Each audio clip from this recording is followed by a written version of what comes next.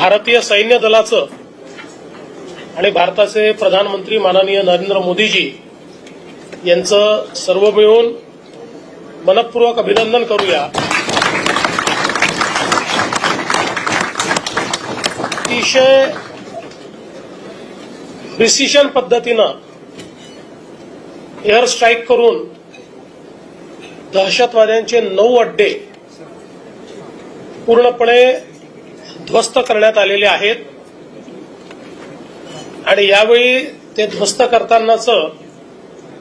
संपूर्ण shooting available असल्यामुळे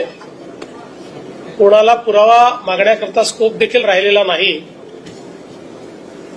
आणि मला असं वाटतं की सर्व भारतीयांकरता अभिमानाचा असा हा दिवस आहे की आमच्यावर झालेला हल्ला